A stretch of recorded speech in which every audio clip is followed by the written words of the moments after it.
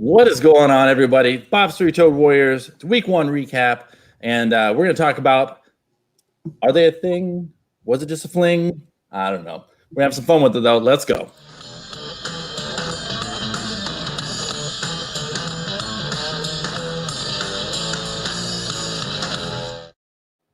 All right, everybody. It is Tuesday night. It is the live stream show. It's episode 46, I think.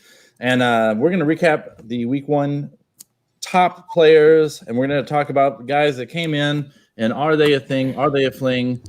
Should we be chasing after them for the entire season, or should we just be letting them pass by and let someone else go after them? Maybe trade guys away because this is the best we'll ever see them, or we're going to stash them on our bench and let us see what happens. So we're going to have some fun with it. It's a little different format for me, and I'm going to go around the room and introduce my guests here. First up on the to my well, I'm looking at it to my right. Brady Bunch points here. Katie, why don't you introduce yourself and where you can be found? Sure, thanks, Bob. Katie from Under the Helmet, and you can find me on Twitter at ff_Skyler399. I've also been doing a wild series of guest appearances on different shows. I was on the Debbie Delight this week, and if you follow me, you can listen to all the variety of different shows that I'm on. I'm going to be on the couch with Kyle on Thursday, and that'll be interesting. A little bit of therapy, fantasy therapy with Kyle on Thursday night. Sometimes we need that, don't we? Yes, that's true. All right. Josh, how about yourself? Where can you find you? And what I'm on Twitter at RealFantasyTL. You can also catch me every Wednesday night, 9 p.m. Eastern. Man, Bill McCarthy at Super Duper Flex. We do the fantasy timeline. We literally just scour Twitter. We talk about what people are putting on there. We argue. We have a good time. We have some drinks and just a lot of fun. Sounds good. Let's kick it over to Detroit Beastie. Welcome to the show, sir. Thank you for having me. Nice to meet you guys and catch up with those of you that I've already talked to, like I-80 Sports, been on the show before. You can find me. It's pretty easy at Detroit Beastie. Everything you need to know about me and what I do is there. Bottom of the Barrel is out now, pinned on my profile. That's my football DFS article for the week. Was on fire last weekend and trying to carry over the momentum for week 2. Love it. The other Bob, hit us up. The other Bob, you can find us at I80_sports. You can find all our separate Twitters, I80_sports, NHL, MLB. They're all on there. You can find us at I80sports.com or youtube.com/I80sports. Nice. All right. And I can be found on Twitter at Bob's Three-Toed, on YouTube at Bob's Three-Toed Warriors, where you can see our pretty faces right now, and Facebook group as the Word on Streets Facebook group. So shows are pretty much every day but Monday during the week, and the live streams are on Tuesdays. So let's get into the action. Why don't we start with wide receiver? There were some definite interesting finishes going on there. So we're not really going to go too deep into the players that did what they were supposed to do, even if they had a little bigger game than they're supposed to do. It's more about those players that surprised us. Either they did oddly great or oddly terrible. So Devontae Adams having a huge 27-point game. Not bad, finishing number 1. Okay, cool. He was drafted number 1, number 2. We're not going to spend a lot of time on that. Let's talk about Mr. Adam Thielen. He came in looking at the wrong rankings here. He came in standard. No, thank you. Half PPR. He came in. Let's skip him. Let's go to Calvin Ridley, who came in second over Julio Jones and had a huge day with 29.4 half PPR. I'm using half PPR points for those following along. You can season the taste, add a little, take away a little, depending on what format you play in. And this doesn't include any crazy bonuses if you have those. But important part is Calvin Ridley coming in second. Is this a thing? Yes. This season for him, or is this a 1 week fling? So I got a quick yes out of Bob over here. It is a yes. The worse the Falcons defense is, the better all the pass catching options on our team. And just when you think Falcons defense has hit rock bottom, they get even worse. I love it. Calvin Ridley is like Julio Jones, all the upside, and he scores touchdowns. And he scores touchdowns. That is a hashtag fact, Mr. Yeah, he does like to do that. Anybody else disagree with that, or at least feel he's going to have a really strong season, or not have a strong season? Anybody disagree with that? I'm with it. I don't know if he stays up there at number 2, but I definitely think he can have a great season. All right, got some yeses there. Boom. Adam Thielen. He's absolutely going to have a good season. All right, dig it. Adam Thielen at number 3, coming in with 28 points. Huge week for him out there in Minnesota, acting like he is the man in town. It's a thing if he stays healthy. I mean, he proved it. What was that, 2018? He was 9 straight games of 100-plus yards. I mean, health has been his biggest thing. So if he stays healthy, it's a thing. Sure. His health thing last year was the hamstring, if I'm not mistaken, there, which probably, well, for most of us, it's not an ongoing thing, but sometimes it is. But up there, having a big year. Anybody else dispute that? It's a thing. It's a thing. All right. Got a couple things already. This is crazy. All right. Number 4, Darius Slayton. Holy hell. Darius Slayton at number 4, 25 points. Had himself a huge week on that Giants team. Saquon did not. We'll come back to that later. But he thinks Slayton can keep that up. Yes. Market. Damn. Market. Big play Slay. Big play Slay. Are you willing to put him in as your number 1, number 2? Is he going to be consistent for you? I have Ridley and Slayton as my wide receiver 2 and wide receiver 3 in my home league, and I absolutely love it. I'm in New York, so maybe that's a homer pick, but they're going to be throwing the ball again. We talked about Calvin Ridley. Great wide receivers on bad defenses is just my wheelhouse. I just hit it over and over and over. Team that's going to be throwing the ball 4 quarters every game. And not to mention they've got a horrible offensive line. And Daniel Jones will be running for his life, throwing to guys like Slay all day. Yep, whoever can get open, right? Let's talk about this for 2 seconds if I Sure. could. So Golden Tate was inactive, right? Evan Ingram didn't do a thing. I believe he was targeted 6 times, but he didn't do much with the ball. As you guys said, and we'll get to it, Saquon Barkley didn't do much. He had 1 yard, negative yards, something like that. Yeah, we can get to that now. That's fine. Yeah. So, I mean, is it a thing or is it a fling? He's somewhere in between, if that makes sense. I don't think that Slayton's going to get 9 targets a game. He's surely not going to put up 100 yards a game. He's not going to score 2 touchdowns a game, but he's somewhere, in between all of that. 5 to 6 targets, 4 catches, 5 catches, 50, 60 yards. That's his floor. I mean, we know what his upside was yesterday. That's his upside. Is it possible that we've seen his best game of the season already, only 1 weekend? I doubt it, but it could happen. I know I'm kind of leaving it open for interpretation here because, as I said, we're somewhere in between. I can't make a judgment one way or another, so I'm going to keep it right down the middle here and let it play out. Sure. And the fun thing with week 1 is that it's super easy to overreact to stuff, Everybody probably ran out and grabbed Sammy Watkins last year, and it's probably going to run out and grab him again this year. We'll get to him this year. So, for Darius Slayton, if I can, he's the only pure wide receiver on that team. We know what Sterling Shepard is. He's the slot guy. He's the short guy. Golden Tate is better catching the ball behind the line of scrimmage than ahead of him. Darius Slayton is the downfield guy. And the fact that he could even be connected to that offensive line is going to have to get a little bit better because he's running 40 yards down the field. You saw him on that one play.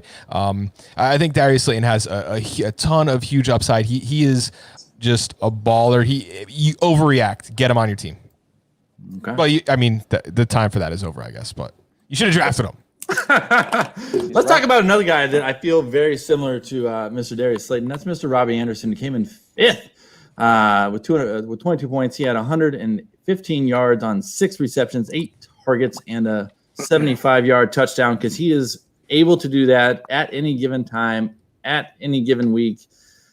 And he's also able to almost ghost you in a given week as well. But is he a thing or was it just a fling this week? It's a fling. He's like a lottery ticket scratcher. Every time you buy one, you don't know if you're going to hit big or you're going to win $1, right? This is what Robbie Anderson does, and that's fine. Everybody on earth knows that this is what he does, so people temper their expectations for him week to week. He's the prototypical boomer bust guy. He's the poster boy for boomer bust. He boomed really big over the weekend, and he's not going to catch a 75-yard touchdown every game. But he has that in him, 3, maybe 4 games a season, and even that's ambitious. So it's a fling. That's all I'm doing with it. Josh, you're nodding your head pretty hard there. Yeah, I mean, Beastie nailed it. I mean, yeah, he's going to give you 2 or 3 of these 50-plus yard touchdowns during the season. Problem is that you're not going to know when to play him, and the 3 weeks, 4 weeks that you try to play him, he's probably going to be 2 for 18, and you're going to be pissed off that you did it. And then the weeks that you have him on your bench, he's going to be, 3 for 120 and a touchdown, and you're going to be pissed that you had him on your bench. So it's a fling. I mean, yeah, he'll get you these games about 3 times during the season. You're just never going to know when it is. He may be a fling, but he's a fling that I am more than glad to keep on my bench and keep an eye on and see, because if he can beat out Curtis Samuel and he can be and he can have that connection, it's not a bad thing. And I think he played with nope, that's a backup quarterback. Just kidding. Played with the coach, I think in college. That's what it was, in the backup quarterback, not the starting quarterback. So, all right, let's slide over to number 6. Woo! Somebody drop a nuclear bomb. That's DeAndre Hopkins. He had a huge target day, 16 targets, 14 receptions for 151 yards, no touchdown to go with it. Otherwise, he would have just killed it. So much for the Arizona team spreading that ball around. He was looking like Hopkins of the Texans. So I don't think we really need to talk much about that one, other than maybe the targets come down, but you add in a touchdown and it balances out, right? It's a thing. I mean, I don't think anybody on earth thinks that this was a one-time performance. The guy's an all-pro wide receiver. Right? Yeah, I read it and realized that. Yeah. All right, Juju. Is Juju back? He got 21.9 points for this team. 100, caught every ball. He got 69 yards. Nice. 2 touchdowns. That's a little heavy. So is Juju back? It's not about Juju being back. Juju was never gone. Ben Roethlisberger was gone. That's fair. Ben Roethlisberger was gone. Ben Roethlisberger's back as long as he stays there. The commentators last night, when Ben Roethlisberger went on that little 9-yard run, were like, "Oh, he looks like a 14-year-old kid again. Oh, he looks great. He looked like an old man hobble. I want to get him a walker. He had these little tennis balls on the bottom." I don't know if he can do it for 16, but while it goes, I'm going to ride. I agree. Yeah. What I was going to say is, temper your expectations here.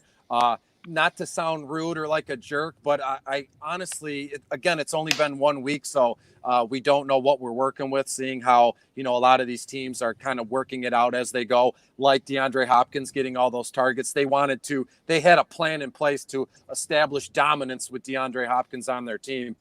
And when it comes to Juju Smith-Schuster, we just saw yesterday some other guys step up, Benny Snell, James Washington. So there's other parts here, but we know Ben loves Juju. So as I-80 said, Juju goes as Ben goes. So temper your expectations. But he's a starting wide receiver on your team, bar none. All right, before we get to the next player, we're going to throw out a couple comments from our viewers that are watching live right now. Eddie A has been on the show before. He says Slayton or Saluton is greater than Anderson, and Danny Dimes is greater than Teddy Bridgewater. Really went out on a limb on that one, Eddie, huh? Of course. We appreciate the love and the comments. And then this guy right here, Chris Sternad, I think I know that guy, might be my son, says, "What do you think about CeeDee Lamb and Zach Moss?" I'm going to slide over to the Devi Diva over here. Might have a little thought on these 2 rookies. CeeDee Lamb, yes. Zach Moss, no. Singletary's going to own that backfield. Lamb is just juice. And I think that Dak Prescott can spread the ball around. I was, as a Dallas fan, a little bit disgusted that they didn't more, but they got to open it up. They've got guns. Let those guns blaze. Awesome. All right, let's kick it down to wide receiver number 8. This one is a name that you don't see up there usually season long, and that is Jamison Crowder. And I got a hunch I know what Bob's going to say here, so we'll hold off on Bob's. I think it's a classic answer. Just pin right there on that one for Bob. No? All right. What we got for Crowder? Is he a thing or was it a fling? Yeah, he's a thing. He's a PPR thing. But what I love about Crowder is we all know what he is and what to expect from him. That's nothing more, nothing less. You don't draft Crowder and start him on your starting roster every week, hoping he's going to score 200 yards and 2 touchdowns. We know what he is. He's a PPR stud. He's gold on your team in full PPR leagues. And it's a fantastic commodity to have in a PPR league. Nothing more, nothing less. He's a PPR thing. Okay. I was thinking he would be one of those things on those teams that have to pass the ball all day long and have nobody to pass it to. Well, he has no one to pass him the ball either. Sam Darnold is he's like Steve McNair with none of the rushing upside. It's just I don't know what people are seeing, but so then he's not Steve McNair. All right. Eddie A says, where do A-Rob and Odell Beckham Jr. end up? Before we go into those two, actually, go ahead and go into those two real quick. A-Rob and Odell Beckham, where do they end up? I assume they're thinking on the season. Are they going to have good seasons? Because they both had really shaky games this week. So we'll save having to dig deep for them. We'll hit them right now. OBJ is used to getting shit on. So I don't know why it's surprising to anybody. I love it. There's a lot of places I'd like to see A-Rob end up, but I honestly think he's just going to stay there, stuck there. Yeah, so I was going to cover the news, and I skipped the news because, sometimes you do those kind of things. A-Rob wants to get paid. Now, that's not surprising to anybody. Twitter acts like it's surprising, some people on Twitter. But he had a good year. He got hurt, worked his way around, got over to this team. We got hurt, the first season? He had a great season last year, though. Yep. And then and here he is now, wanting to get paid like everybody else. He sees everybody else getting those paychecks, right? Do we think wanting to get paid affects his play in any positive or negative way, unless he becomes a problem child? But some people have distinct feelings on that. yeah, I don't think getting paid has anything to do with these are competitors. They're professional athletes. I think they actually statted it out, and there's no statistical difference on a player in a contract year against it. On where they end up, why not just trade them for each other? Just like OBJ for A-Rob. Hey guys, just you're going home on a different plane today. There you go. Problem solved. Wrong plane. All right. Lev Bell to the IR. He had a hammy. I like the comment afterwards. Oh, yeah, I shouldn't have put him back in after he was hurt. It's awful. It is awful. Do you want any part of that backfield? You know what? If you guys rake me over the coals, That's zero or okay? If you guys rake me over the coals for that, then so be it. But in like a 14+ league, most waivers clear tomorrow in the morning. I'm going to put money on grabbing Josh Adams, their running back there. So it looks like he's going to be in a committee with Frank Gore. I know it's not the sexiest thing on earth, but who knows what'll happen. And for, let's say, $5-7, I think you can get them for that. People are going to bid $10, let's say, in fab leagues. But if you have waiver priority league, I'm not going to blow a high waiver priority for him. But in a fab league, as I've said, I would throw $5-7, and see what you can get. Just like I did with James Robinson in Jacksonville. And no other running back even touched the ball, this weekend. Again, another situation. It's Jacksonville. How sexy is it? But it's a starting running back in the NFL. It's a good depth piece. And I know from what I read yesterday that Adam Gase, who is the worst coach in the league, let's be honest here. Yes. He loves Adams. For some reason, he loves Adams. And I firmly believe that in week 2, they're going to give this guy some major runs, see what he's about. Okay. Katie put up a big either okay sign or 0% in that backfield. That was a 0. That's a backfield I don't want to own. I just think that, re-signed Kalen Balaj, and they've got LaMichael Pirine that's still injured. And I just think it's going to be up in the air for a long time, and the team stinks, and it's going to be a negative game script. Now, if you can find if Josh Adams does hit as a PPR back, you know that Frank Gore is going to be more the guy that carries the chains. But it's just the team is, I don't know. I would rather have James Robinson as the lone guy in the backfield than Josh Adams. Okay. Julio coming in at number 9. We'll leave that one there. Go down to Sammy Watkins, having his Sammy Watkins week 1, coming in at wide receiver 10, 18 points. Is a runaway, stay away, or is it just a player that's actually capable of playing on an offense that's actually capable of scoring? Run away, run far away. He's a fling. There's too many mouths to feed, and he's not high on the totem pole. He was this week, but okay.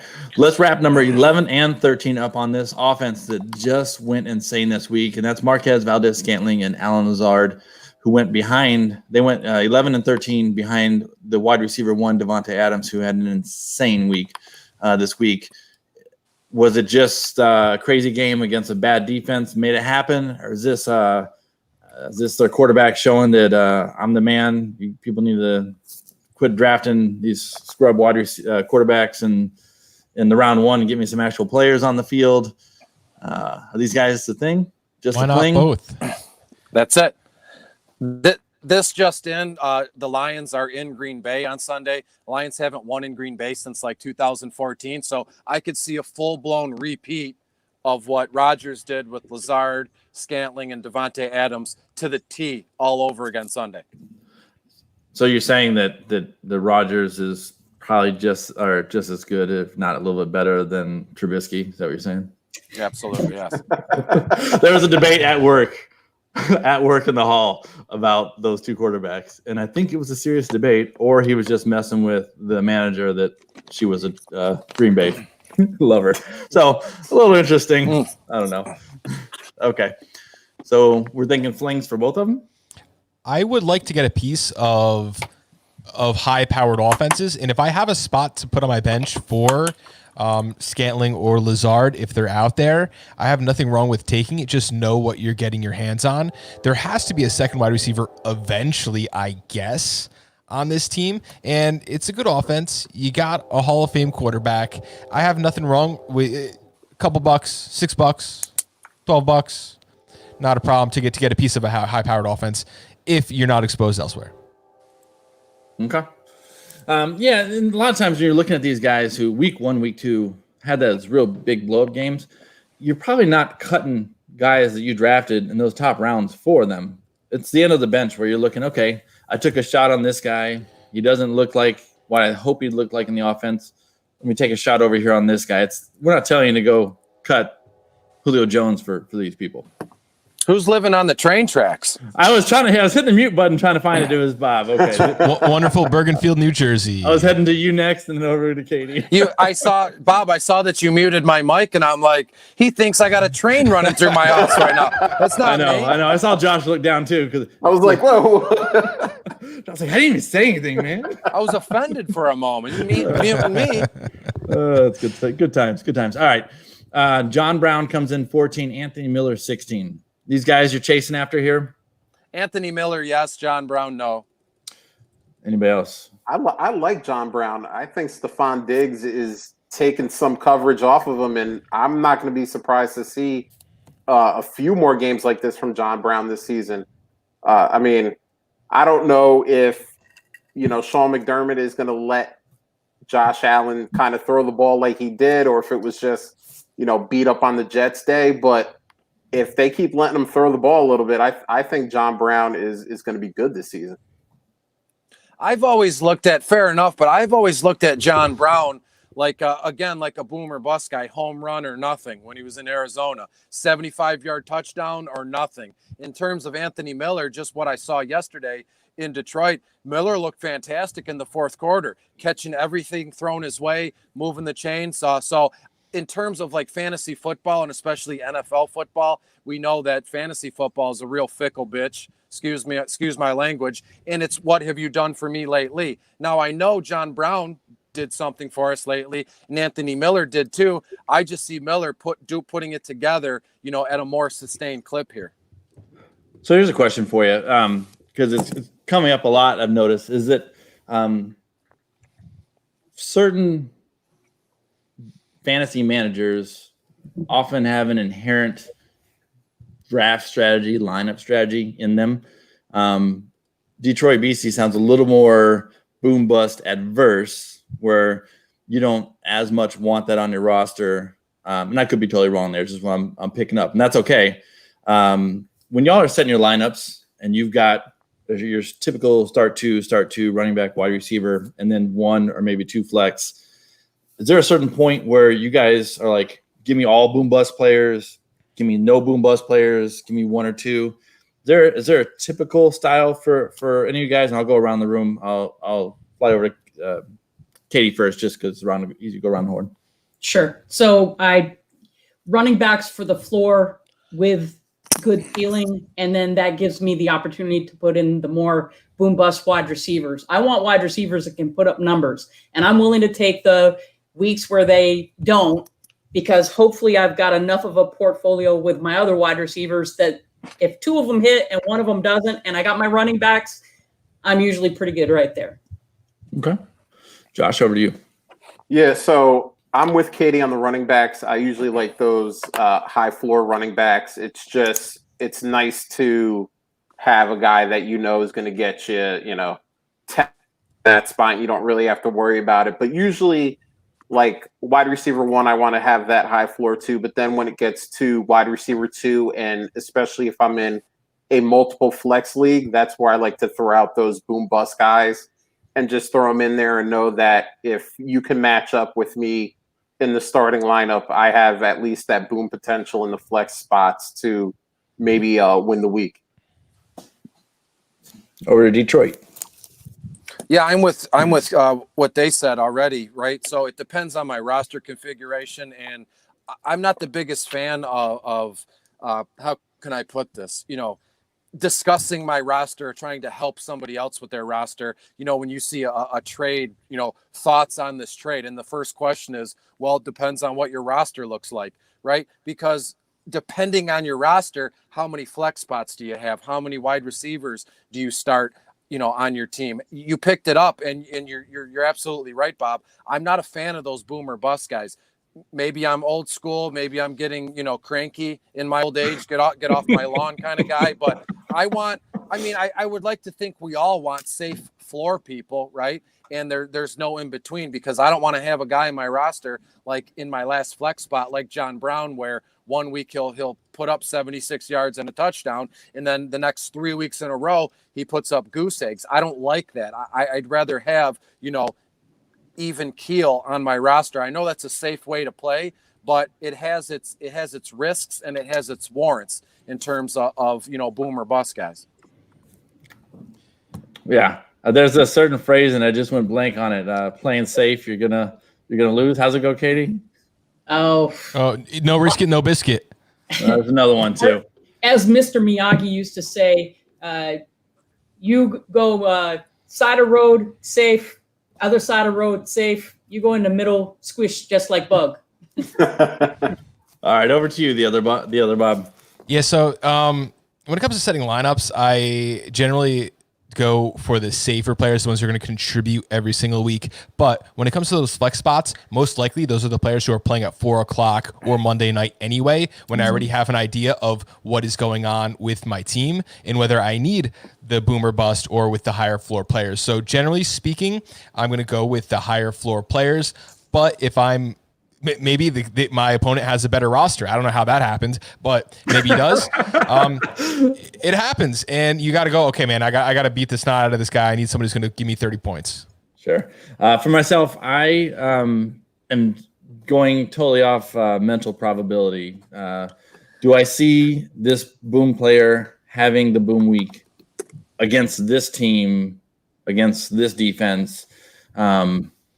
now it's going to sway me towards putting him in. I still, like everyone else, like to have that nice floor, but I'm definitely leaning towards, is it realistic against these guys? Early in the season is so tough. We don't know what the defense really looked like. So it's just so tough to go at it and see it. But give us a little further. Season, we don't even know what the players look like half the time. Right. Yeah. It's so crazy watching that first slate. So many high-scoring games. I'm like, this is preseason because the defenses don't know what's going on. The offenses are just playing out in yard ball. Well, let's just throw the ball and score. Then you get to that 3:00 slate, and you're like, this is boring as hell. And there's only 3 games, so red zone's like, eh. All right. Let's get out of the anything else I want in the wide receivers. Not really. I could mention, let's go, baby. Corey Davis. We're not leaving here without talking about Corey Davis. I think when Detroit BC was on there doing the Warriors and the Beasts show, also known as My Guys on other people's shows, but Bob's Three-Toe Warriors, Detroit Beasties, Warriors and Beasts. I'm pretty sure he was one of my plant the flag on him guys. Not because I expect him to have a huge year. He finished in a low top 2 wide receiver, but in that top 2 or lower 2, high 3 area, I just felt like he could have a better season this year because I think AJ Brown's going to get figured out a little. Henry's going to get focused on, and that's what the Broncos did to him, even though we lost, and we should have. We weren't the better team necessarily out there, but anyway, what are y'all's thoughts on Mr. Corey Davis? I think he's got a soft schedule. He's got a soft schedule this year, and I think that he's capable. I mean, he's finally going to show why he was drafted so early in the first round. He is a talented guy, and Ryan Tannehill is a lot light years better than Mariota, and I think that they finally have made that stability. You also mentioned AJ Brown's going to get keyed on more. We saw that last night. He's got a pretty good soft schedule, and I think he's a thing. All right. You're in for a rude awakening when he catches 2-3 passes next week for 30, 40 yards. He might. He's a fling. I mean, we've seen it over a prolonged period of time. How many times have people said, oh, well, if Devontae Parker can break out after 5 years, then Corey Davis can do it. There's just a lot of moving parts, in this offense. And again, it was week 1. I don't want anything to do with Corey Davis. Do you know he plays in week 2? Not yet. Who he plays Jaguars. Jacksonville. Against a suspect DB. And I think I'm going to start him for one more week. I mean, I think Beastie nailed it, though. Why aren't we calling Corey Davis kind of like the low-budget Sammy Watkins? I mean, he flashes these games, and we go, Fighting words. This is the Corey Davis year. He's got this. And then at the end of the season, we're crying, and we're trying to figure out why the hell we did it to ourselves. I mean, yeah, could he have 2 or 3 more games like this throughout the course of the season? Sure, but this is the same spiel I said about Robbie Anderson. Yeah. You're not going to know when it happens. You're going to start him on the games like Beastie says, where he goes like 3 for 20, and then you're going to sit him because you're mad at him, and he's going to go, 5 for 100 and a touchdown. Sure. I don't want that in my life. I got you. Steve, but where you drafted him at, you didn't draft him high, and for that price, you're not going to have him as your wide receiver 1 or 2. You're going to have him in your flex. And matchup, he's got a soft freaking schedule, and he's finally got a decent quarterback. And so, can I just touch on that for a second? Like, go 360 days away from today in the past. Like, would we be having this conversation? Like, he's tied to a great quarterback, Ryan Tannehill. That would not be happening in September of last year. I didn't say he was a great quarterback. I said he was great on Mariota. I mean, and that doesn't take much. Kind of like Trubisky or some of the other guys. It's like, yeah, fair enough. And not to be rude to you, Katie, but it's only 1 week in, but we've been talking about fantasy football for like 6 months. Again, I want to tell you, I'm not trying to be mean, but I'm so sick of hearing people say, well, it doesn't matter where you drafted him because he's free and he's cheap. Well, then that makes 30 other people the same amount of free and the same amount of that doesn't take up a roster spot. So I would rather, if he's free, cut him and pick up a Robbie Anderson, Alan Lazard, Anthony Miller, guys like that. If it's one of those last spots that cost me free, I'm constantly moving guys in and out in that position. Let a guy go off like he did last week, then move him out for an Alan Lazard, move him out for an Anthony Miller. Free and where I drafted him doesn't really help me during the season. You are correct, but when you get them for free, that bottom two, depending on how many roster spots you have, that is your rotational spots where you're taking those shots. And if you felt good about someone going in, or he's on your waiver wire and you can grab him off, and you can pop him in as your wide receiver 3 or 4, your flex, 1 or 2. That's what we're talking about. Get that extra little pop. I just like him for this season. I just wanted to bring him up. I didn't want to start a battle. Kind of did though. Well, you're right. That show that we did a couple weeks ago, you planted your flag on him, so there's no going off of it. Or all your dignity will be taken away. Or not, you're stuck with Corey Davis, Bob. I am, and even in the next weeks when he has bad weeks, I'll say it. All right, M. Valela 2001 says love Crowder and PPR. Yes, we do as well. And here's a question from FF Swirly on Twitter. He says Hollywood with a question mark every week, wide receiver 2 or wide receiver 3. Y'all like him for a wide receiver 2 or a 3 for the season? Yes. I think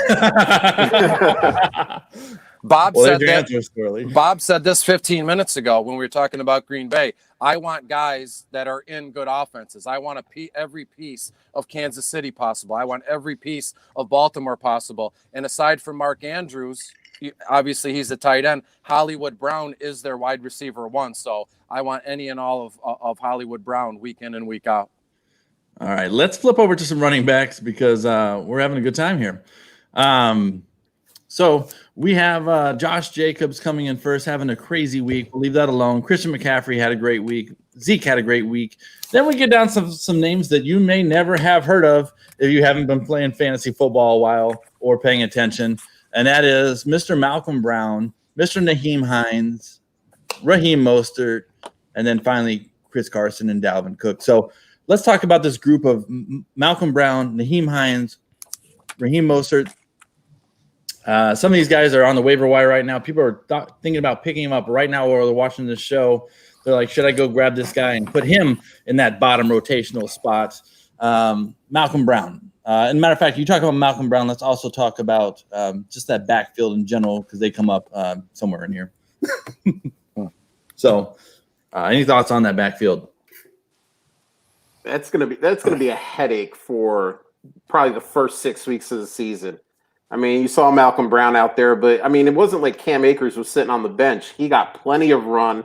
You even saw some Darrell Henderson out there. I mean, until the coaching staff decides that it's Cam Akers' job and his alone, man, that backfield is going to cause some fits when you're trying to figure out who you want to start and who you want to keep on the bench. Also, is Darrell Henderson even fully healthy yet and making him enough of an interference in that backfield? That's another question I have. I don't think he really is yet, being more limited myself. I don't think even when he is healthy, he's going to do too much in that backfield anyway. So I'm with Josh here. It's going to be a headache. I do love Malcolm Brown week 2 against Philly. They look like Swiss cheese. Over the weekend, they let Washington put up 17 or 20 unanswered points on them. So until shown or proven otherwise, I'm going to have Malcolm Brown in my starting roster, and I think it's going to end for me too after. Let's flip over to Naheem Hines, who is my running back waiver wire 1 pickup, and that's Naheem Hines. Especially if you're in any kind of half or especially full PPR. Now with Marlon Mack removed from the picture, it should give a nice clear 1-2 punch with Taylor and that cream rising to the top one way or another. Katie got my reference there. So how do I guess Naheem Hines? Obviously, probably not going to be running back number 5 every week, but do we see him being a running back you're comfortable starting as your RB2, RB3 in and out? Is he a thing or was it just a fling? He's a thing. Phillip Rivers loves him. The PPR back. Excellent. And if anybody has a type, Phillip Rivers has a type. I mean, how many kids does he have? Like when he has something he likes, he sticks with it and Sticks in it. Wow. yeah, that's true. So Nyheim Hines, and all I could think of every time I heard them say Nyheim Hines with the carry, Nyheim Hines. Remember when Ferris Bueller was absent 19 Bueller. times? 19 times. Got it. Every Okay. time. 19 times. That's all I could hear in my head every time. All right. Anybody hating on Nyheim Hines? I don't think so. Yeah, absolutely not. All right, cool. We'll skip away from there. We'll go over to a guy that I don't love. I haven't loved him all season. He's been an anti-flag planter for me, and that's Raheem Mostert. Is he a thing, or was it just a fling? I'm calling him a fling, but I'll let y'all go. Nailed it. It's a fling.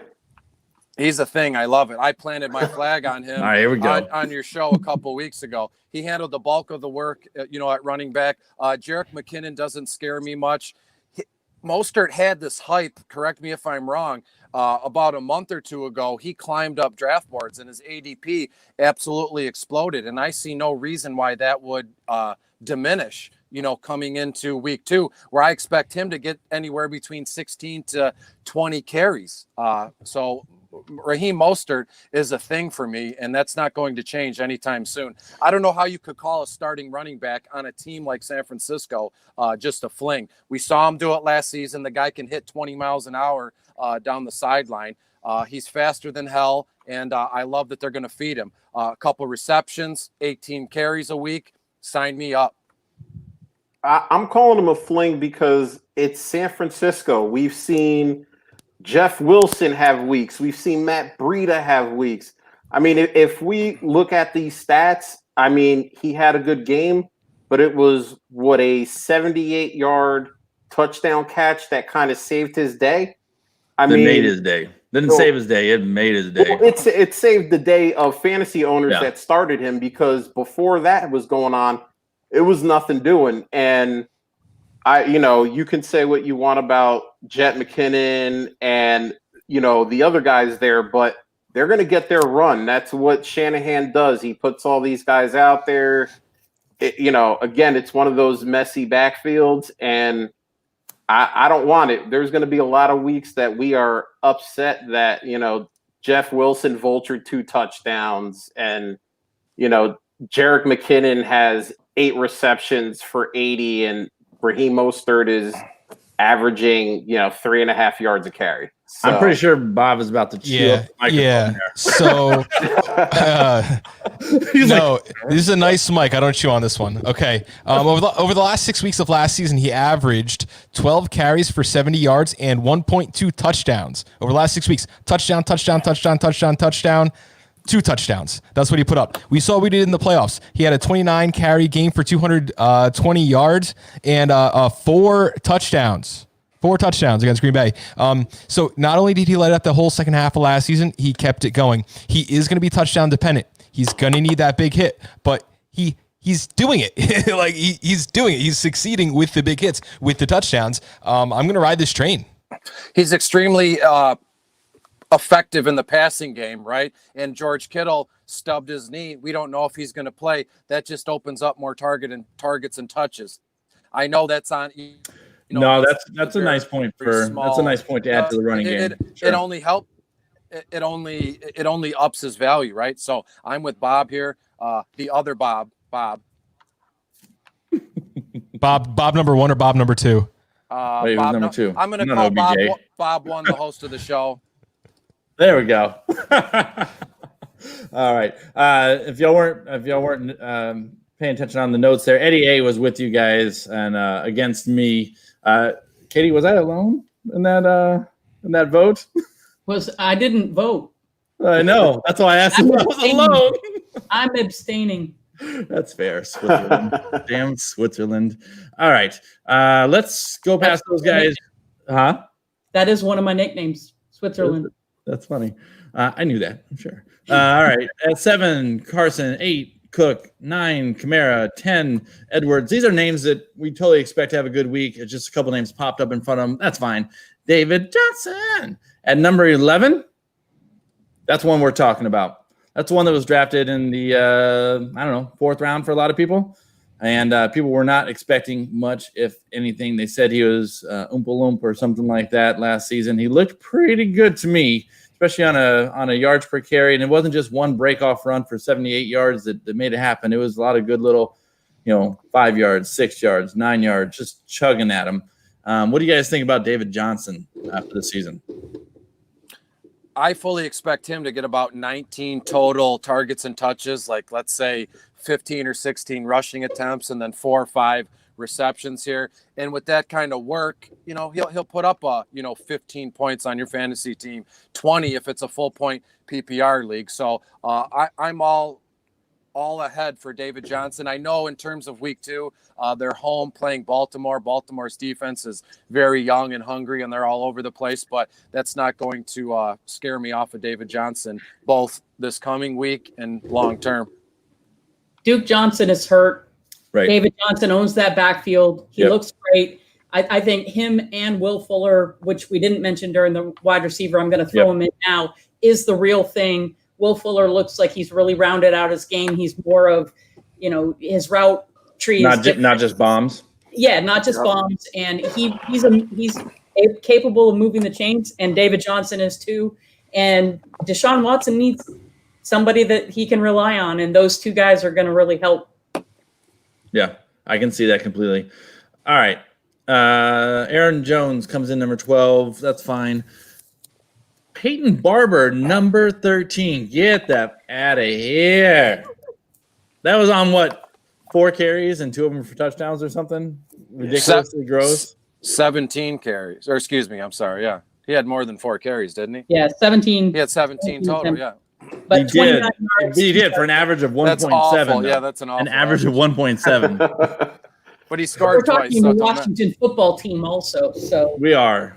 So the expectations are low. Yeah, I was staying away from that backfield because I thought they wouldn't be a high-scoring backfield or offense, I should say. So was this just a thing, a fling thing? Is he a thing? Was it just fling? Major fling.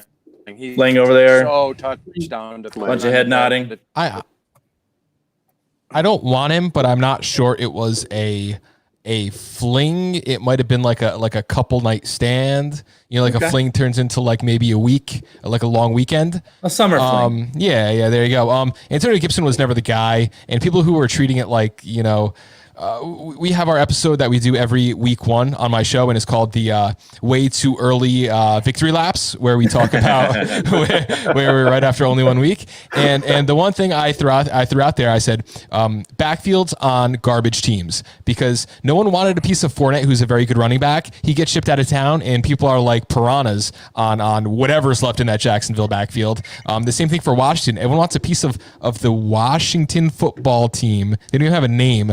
That backfield, Gibson 9 carries, Peyton Barber 17.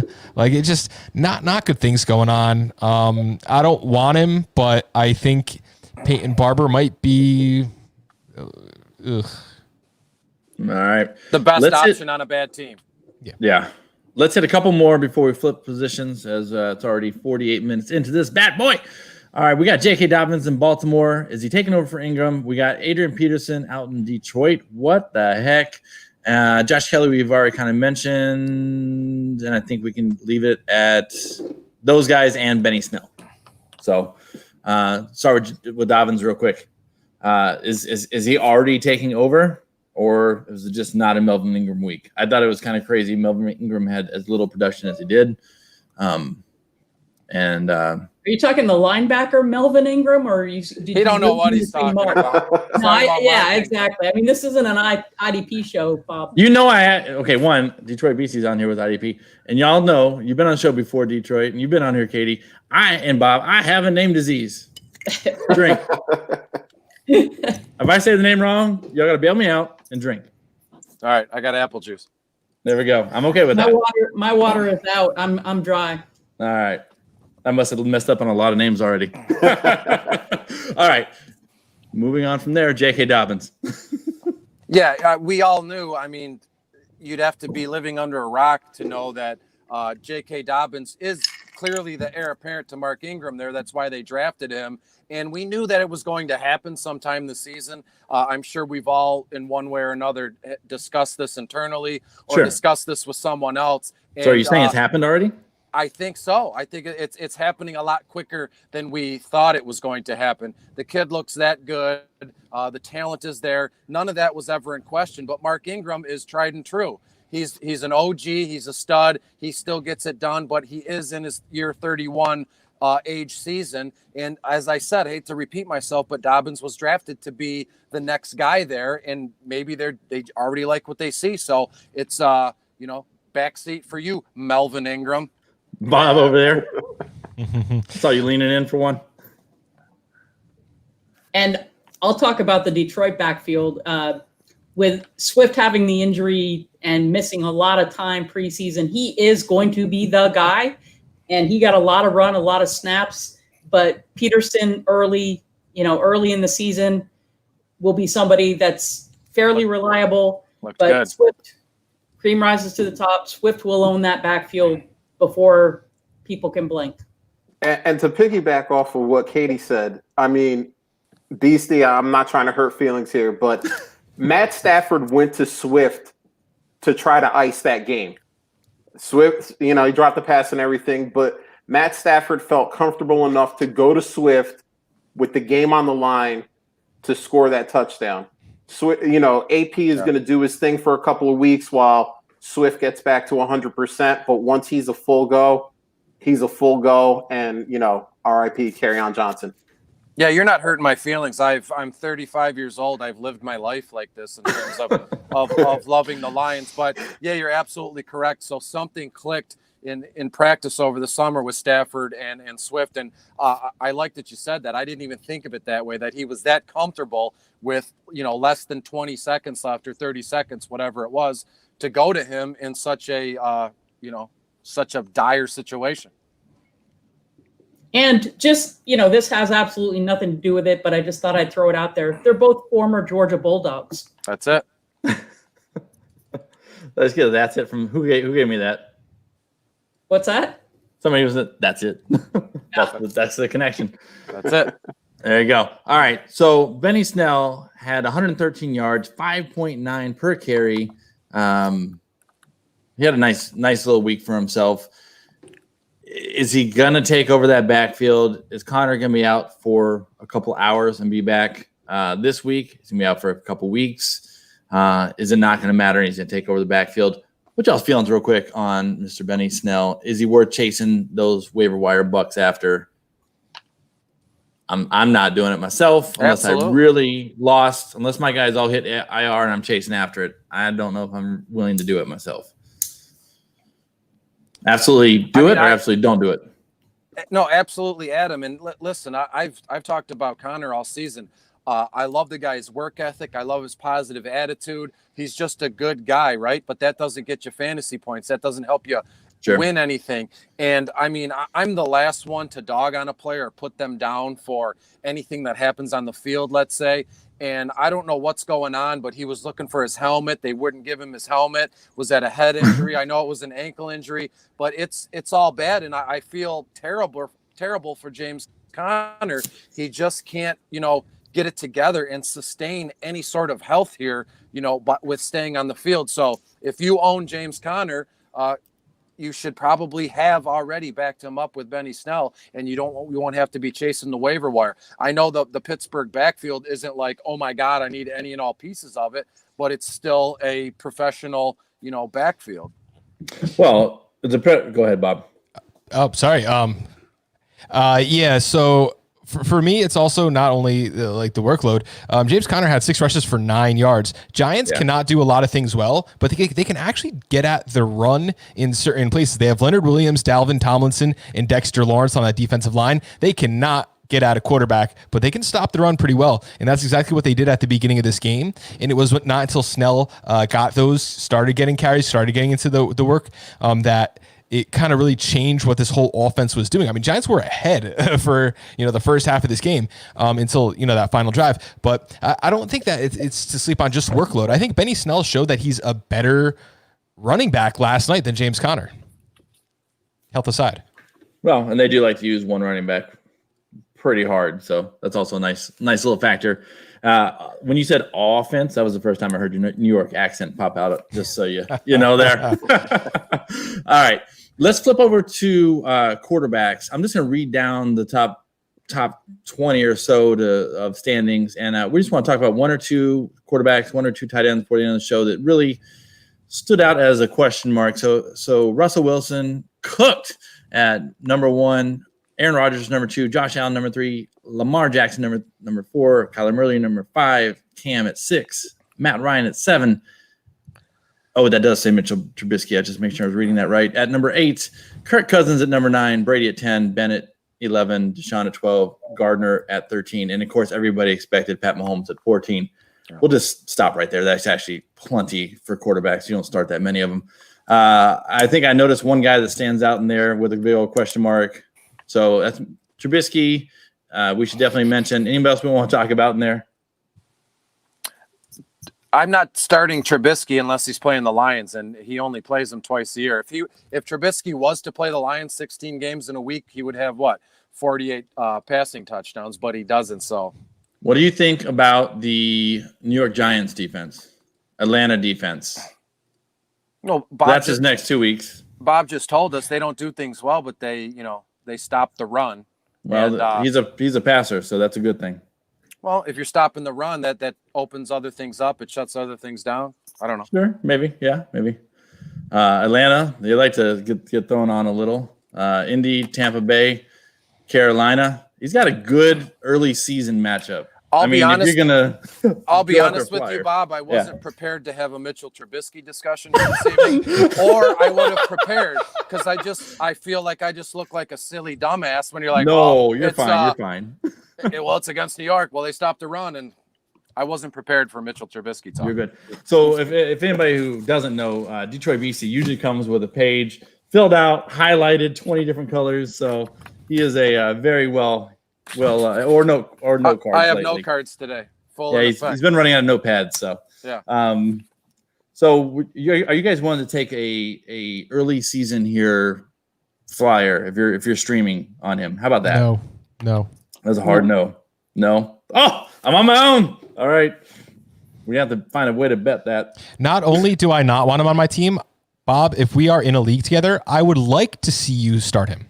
Okay. That's where I'm at. I'd like to place him on your roster. Place him. Okay, get you set my roster for me. I like it. Jill, I think that's Jill. It says JIL. Says, is the Raiders offense for real? Josh Jacobs is, I can tell you that. They have a lot of good. Go ahead, Katie. No, I think it is. And I think, I can't. How bad was Henry Ruggs hurt? He came back in the game, didn't he? Do believe so. Yeah. It wasn't. Yeah. Yeah. I mean, I'm excited. Brian Edwards didn't really get started, but the running game, Josh Jacobs is tremendous. I think Derek Carr is a little bit underrated, but I think that their new home, they're going to. Their coaching staff seems to have things working for them. Yeah, I think that's a good offense. I think the Carolina defense highlighted that a little bit, but they're gonna cook, as you were saying earlier, with Russ, and Brian Edwards is gonna get it going. I think that dude's gonna be a stud in a couple of years, and they still have Darren Waller, Josh Jacobs obviously can get in the end zone at will. Yeah, they're good. We're going to be talking about them a lot in a few weeks and all of their assets. Right. Real quick before we flip over to two tight ends, let's talk about Cam Newton. He had about 25 points. 12 of those points were off those 2 touchdowns because he was being greedy. Doing what Cam does, getting those touchdowns. You got to respect him. He gets them. And in fantasy football, we don't care about greed. We want it. Greed's good. Do we trust him to be the passer when he doesn't get 2 touchdowns? Because he didn't really have that great of a week. But the floor was definitely there. Yes, I could see this coming week. I could see a total flip flop where he had all the carries and the rushing touchdowns, but he only had 150 passing yards or something. 155, yeah. Yep. 100 something like that. So this coming week, he's going to have 240 passing yards and only 30 or 40 rushing yards. So he's going to. This is what he's going to do all season, but it's going to be fantastic any way you slice it. Yeah, they're still working on installing the full playbook with him. It's still a new offense. It's still he's coming back from injury, but he looked great. And I think N'Keal Harry's going to get stronger. He's got a pretty good rapport with Julian Edelman. Tight end is going to be weak all year, but between his rushing upside, James White in the passing game going, I think Belichick is just going to continue to use him to the best of changing things up from week to week. It's going to be, as BC said, it's going to be just a different week next week.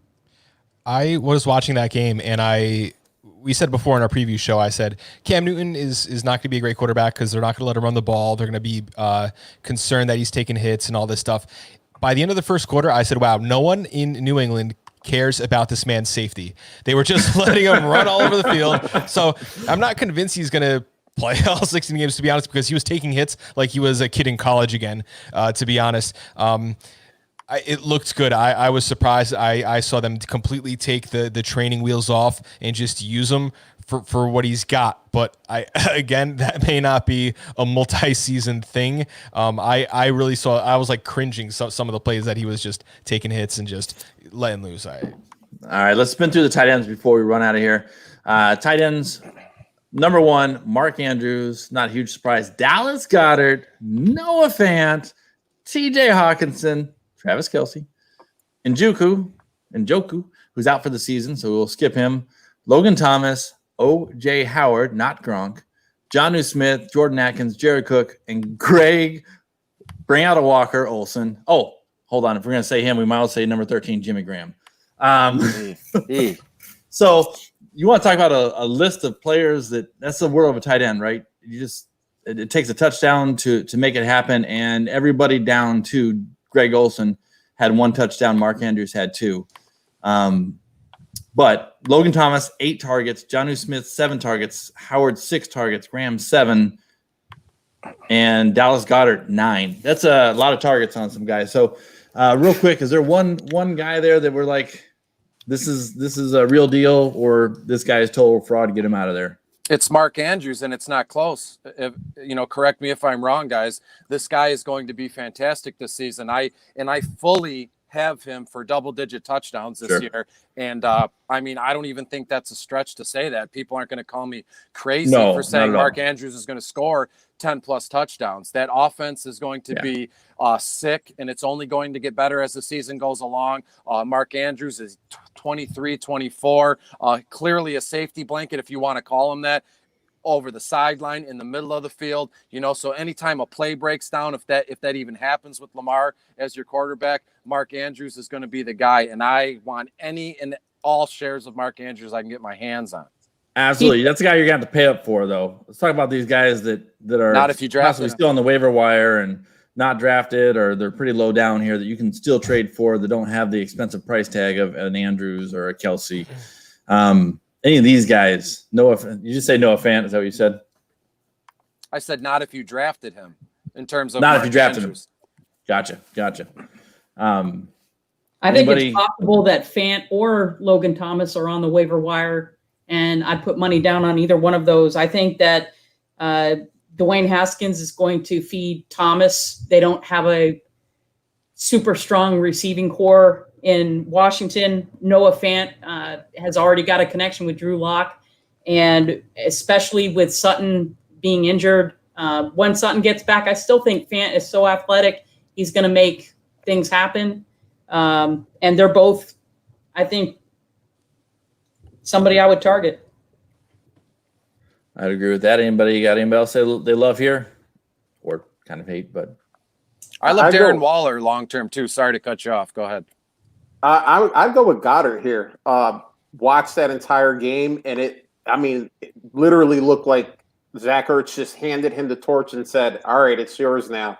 Apparently, Zach Ertz is arguing with management on the sidelines about his contract during practices. That looks like, he's not going to be around next year in Philadelphia.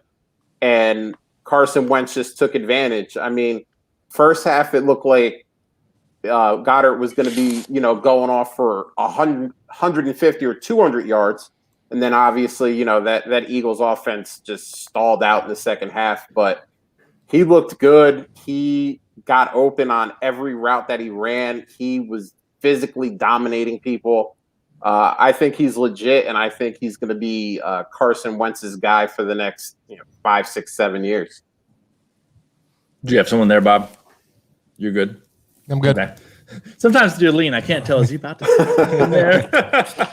All right. Well, I think that about wraps it up for the show. There was some good stuff there. Hopefully I helped you guys who are looking at your waiver wire, trying to figure out who should I go and steal today, who's the real deal, who should I look at maybe starting up on Thursday because I got a little more confidence in them or maybe a little less confidence in them and I don't want to put them in. So hopefully it helps. There's also this show will be replayed tomorrow for those who didn't catch it live, who's now hearing me say replayed tomorrow because it's today. So ignore what I just said. And then the start sit shows will be on Thursday and Friday. Let's kick it over for a little farewell and where you can be found and what you got going on. One last time. Over to you, Katie. All right. So they call me the diva of Debbie. I absolutely love college football. So glad to see both the NFL and college football start up. Can't wait for the first SEC games to start. And I'm in a college fantasy football league for the first time that drafts on this coming Saturday. Looking forward to that. But you can find me on Twitter at FF_Skyler399. And Under the Helmet podcast comes out every Wednesday. And I'll be around also on other podcasts as a guest this week, next week. And thank you. It was so much fun. Absolutely. Josh, over to you, sir. First of all, appreciate it, Bob. It was awesome being on. You can find me on Twitter at RealFantasyTL. Me and my main man, Bill McCarthy, at SuperDuperFlex. We do the fantasy timeline every Wednesday at 9. We do the same thing you do. We stream this live on YouTube and in podcast form. And we just scour Twitter. We talk about a lot of the stuff that we talked about today, but people tweet. People are trying to figure out, what's going on with Antonio Gibson, stuff like that. We pull your tweets, we discuss them, and we go at it. So you can find us. You can find us in any of those places. Little Jay Leno headlines. Yeah, pretty much. I like it. All right, Detroit Beastie. You could find me on Twitter at Detroit Beastie, bottom of the barrel. My NFL DFS article is out now. It's pinned on my profile. And tomorrow, look for my entire offensive rankings and my full-blown IDP rankings will be out on Fantasy Pros tomorrow, late afternoon, early evening. So come find me, DM me, follow me. Let's chat about anything and everything. Oh, yeah, very active on the Twitters. All right, Bob, the other Bob, over to you, buddy. Okay, thanks a lot. You can find me at I80_sports. You can find us at i80sports.com. We have NFL and MLS soccer, our two wheelhouses. We launched a college football podcast this year, and we got some NHL guys going at it too. So, just always expanding. Thanks for having us on here. Just helping get the word out. Great talking to all of you, and have a great weekend. 2 more days till week 2. That's right. That's right. Be here before we know it. I can be found on Twitter at Bob3Toad, on YouTube at Bob3Toad Warriors. And I really appreciate all these wonderful guests coming on here, having a good time, giving you all the information to help you out with your league. There's so many questions, especially early in the season. There's really questions all throughout the season. But there's so much confusion at the beginning of the season of what's real, what's not. And hopefully we entertain you and shed a little more light on that. So y'all make sure you hit the waiver wire tonight. Set your lineups and dominate your opponents. Until next show, see ya.